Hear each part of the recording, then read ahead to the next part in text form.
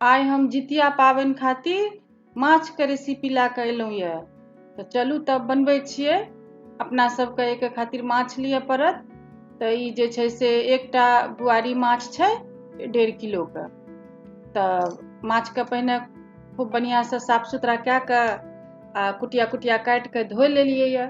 आ धोइ कऽ नून हल्दी लगा कऽ छोड़ने रहियै 20 मिनट। आब जे छै से गरम लोहिया कए कऽ तेल धए कऽ आ ओहिमे जे छै से माछ दए कऽ तरबै। तऽ खूब बढ़िआँसँ ललगर कऽ अपना सबके तरय पड़तै। उलटि पुलटि कऽ कर लगा कऽ खूब बढ़िआँसँ तरि लेबै माछके। आ ओकर बाद जे छै से रस लगेबै। कुछ सुखलो राखबै आ कुछमे जे छै से जूसो लगा देबै। तऽ जितियामे तऽ ओना छोटकी माछ खायके छै पोठियाके नियम। तऽ कनिटा पोठियो माछ बना लेलियै। और बाल बच्चा आरके सबके खायमे तऽ बड़का माछ बढ़िआँ, तऽ कनिटा इहो बड़को माछ बना देलियै। और हम जे छै से एकर आब मसाला एने तैयार कए लेलियै यऽ माछके। सबटा माछ अपना सबके तरल भए गेलै। और तेल वएह माछवला जे तेल बचल रहै ओहीमे 1 चम्मच जीरा आ 2टा मरचाइके फोरन दए कऽ आ तेजपत्ता दए कऽ आ तेजपत्ता जे करके लागतै तऽ ओहीमे जे छै से बैगन छोटका छोटका काटि कऽ राखने छियै। एगो बैगन छै मीडियम साइजके, महीन महीनके काटि लेलियै यऽ आ से दए देलियै। और एकरा भुजबै। जब ई कनिटा लाल भए जेतै तब एहिमे मसाला देबै। बहुत स्वादिष्ट लागै छै बैगन देल बुआरी माछ। अहाँ सब बना कऽ एक बेर खायब, बहुत सुन्दर लागत। एहिमे नून दए देलियै 1 चम्मच, स्वादके अनुसार अहाँ दू। और नून दए कऽ एकरा जे छै से चलेबै। और तब तक चलेबै जब तक कनिटा ई नरम नहि भए जाय। हल्दियो दए देलियै आधा चम्मच। तऽ नून हल्दी दए कऽ चलेबै। आ ओकर बाद जे छै से एहिमे बाकी छै। हम तऽ हरियरका मरचाइ जे ललका रहै सेहो काटि कऽ दए देलियै। सब रंग बिरंग बढ़िआँ लागतै देखैमे, हरियरको ललको आ सुखलको। आ ई 2 गो टमाटर मीडियम साइजके 2टा टमाटर काटि कऽ सेहो देलियै एही स्टेजमे। आ दए कऽ बढ़िआँसँ भुजबै, टमाटरो गलि जेतै। आ तब जे छै से एहिमे मसाला देबै सबसँ लास्टमे। तोरी सबसँ लास्टमे देबै, किया तऽ तोरी जे छै से डालैके बाद भुजनाइ नहि छै। तोरी दए कऽ जे मसाला भुजै छियै तऽ तीत भए जाइ छै। ई बातके विशेष ध्यान रखना छै हमरा सबके। तोरीवला जे छै से बादमे देबै मसाला।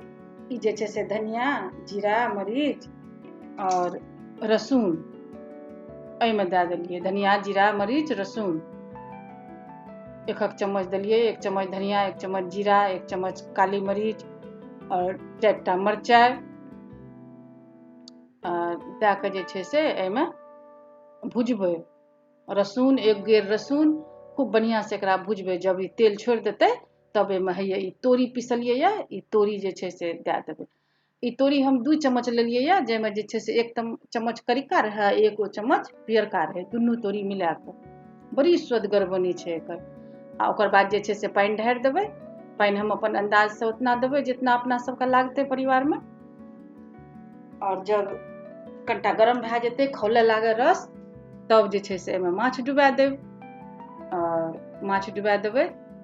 तकर बाद जे छै से अपन खौलतै। जब 10 मिनट 12 मिनट खौल जेतै, खुशबूसँ तऽ पूरा अंगना एकदम खुशबूदार भऽ जायत। एते सुन्दर बनै छै ई माछ। और बैगन दए कऽ जरूर बनायब, एक बेर ट्राई करब, बहुत स्वादिष्ट बनै छै। हम एन्ने बंगालमे रहै छी तऽ बंगालमे लोक विशेष कए कऽ जे छै से माछमे कोनो ने कोनो तरकारी दऽ कऽ बनेबे करै छै। और बैगन जे छै से दए कऽ स्पेशली बनबै छै, बहुत स्वादिष्ट लगै छै ई माछ। अहाँ सब एक बेर एहन बना कऽ जरूर ट्राई करब, बहुत स्वादिष्ट लागत। अगर अहाँ सबके पसंद हुए रेसिपी तऽ कमेंट कए कऽ हमरो बताएब केहन लागल। आ यदि अहाँ सबके कोनो सुझाव हुए तऽ सुझावो देब। तऽ आब रसमे सबटा माछके डुबा देलियै। आब सबटा माछ डूबतै और ओकर बाद जे छै से एकरा हम 2 बेर खोलेबै, 2 बेर ऊपर आबऽ देबै रसके खोल कऽ। आ तकर बाद जे छै से बंद कए देबै गैस। आ ऊपर से जे छै से हैया ललका टमाटर दए देबै गरमे लोहियामे, खौलते रहतै तखनिए दए देबै, गैस बंद कए देबै। बहुत स्वादिष्ट ई जे रहतै एकर स्वाद एगो अलग, आ भूज के जे देलियै से रस बनलै ओकर स्वाद अलग। तऽ ऊपरो से दए कऽ अहाँ देखबै जरूर, खोलते कढ़ाई में टमाटर दए देब आ गैस बंद कए देब। बहुत स्वादिष्ट, एतेक सुंदर बनै छै ई माछ कि एक बेर खायब तऽ बार बार बनायब। अहाँके यदि हमर रेसिपी पसंद हुए तऽ लाइक करू, कमेंट करू, शेयर करू अपना सबमे, आ सब्सक्राइब यदि नहीं केने छियै चैनल के तऽ सब्सक्राइबो करू। मिलबै फिर अगला वीडियो में अगला रेसिपी के साथ। तब तक के लिए प्रणाम करै छियै सब गोटे के।